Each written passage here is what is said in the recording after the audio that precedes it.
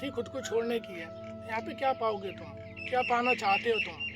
देखो, जिन्हें अपने धंधे बनाने होते हैं उनके लिए ये बड़ा आसान होता है, क्योंकि कई किताबें हैं, कई ऐसे मॉन्क उन्हें मिल जाते हैं जो ऐसी बातें करते हैं कि अगर तुम मेडिटेशन करते हो, अगर ध्यान लगाते हो, तो तुम्हें कई सुपर नेचुरल पावर मिल जाते हैं। लेकिन असलियत में ऐसा कुछ नहीं होता।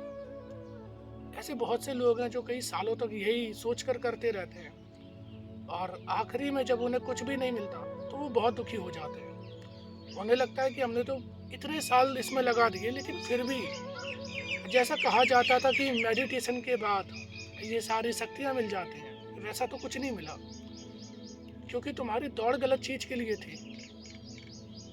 तुम्हारी मंजिल ठीक नहीं थी, रास्ता तो ठीक था।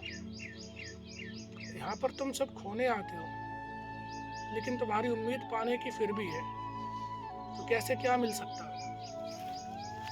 ध्यान का मतलब होता है कि जब मेडिटेशन की स्टेज पे बैठा जाता है, धीरे धीरे स्टेज और बढ़ते हैं, जब अच्छे से लगाने लगते हो। तो ध्यान का नॉर्मली मतलब होता है, हम बोलते हैं कि पढ़ाई के ऊपर फोकस करो, किसी काम के ऊपर फोकस करो। लेकिन यहाँ पे एक मुद्रा में अकेले बैठे हैं, बस आंखें बंद करे हुए। तो किस पे फोकस करें? खुद पर फोकस करना होता है, अपने मन पर फोकस करना होता है। ये मतलब होता है ध्यान का। जितनी बाहर की चीजें उन सबको हटाकर केवल तुम अपने ऊपर, अपने आप को देखते हो। धीरे धीरे जब तुम अभ्यास करते हो, तब तुम्हें पता लगता है कि तुम्हारे आगे से तुम्हारी जिंदगी 1 मिनट में गुजर जाती है, जितने भी साल तुम्हें हो चुके हों।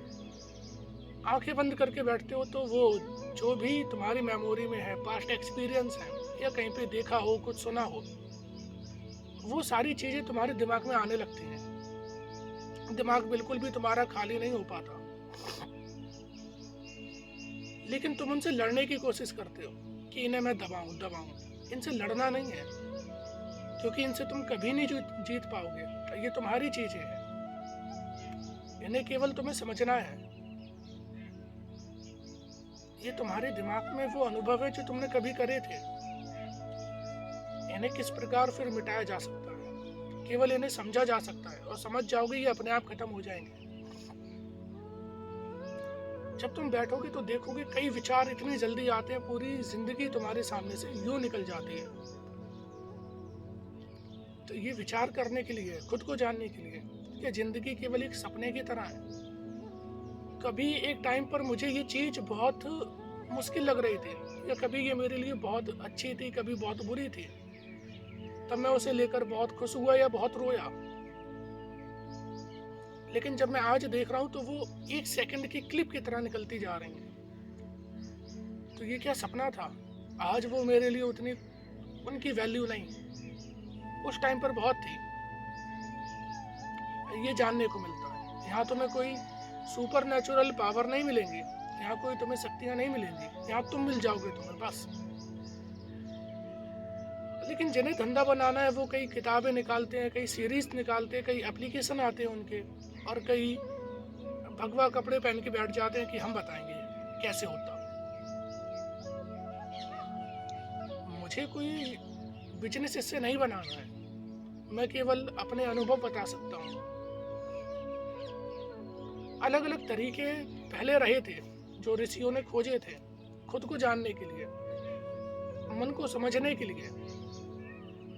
तो उनमें फिर योग आया कि अगर अपन ऐसे बैठ जाएंगे, एक तो है कि ज्ञान मार्ग पे चल के कि तुम हर चीज़ के पीछे की जो भी लॉजिकल और रीजनिंग थिंकिंग है वो करके उसे जान सकते हो। फिर आया योग कि अपने आप को जानेंगे ऐसे, हर चीज़ मिटा के, मेमोरी को अलग करके, जो समाज से हमें नाम मिला, जो समाज से पहचान मिली, उसे अलग करके अपने आप को जानेंगे। वो आया योग। फिर पता नहीं कब किसने क्या मिलावट करी, इसमें शक्तियाँ भी भरते। तो आज लोग खुद को जानने की बजाय यहाँ शक्तियाँ लेने जरूर आते हैं, वो तुम्हें कभी नहीं मिलेगी। तो इतना ही कहना चाहता हूँ कि अगर कभी भी ये ट्राई करना, और करो, ज़रूर करो मेडिटेशन, क्योंकि यहाँ तुम मिल जाते हो। तुमने बाहर कितनी भी चीज़ें पाली हो, कितनी भी चीज़ तुम्हारे पास हो, कोई फ़र्क नहीं पड़ता जब तक तुम तुम्हारे पास नहीं। और तुम देखोगे जितनी तुम्हारी दुख तकलीफ है वो सब अपने आप खत्म होती जाएंगी जैसे जैसे तुम योग का अभ्यास करते जाओगे, लेकिन सुख भी खत्म हो जाएंगे।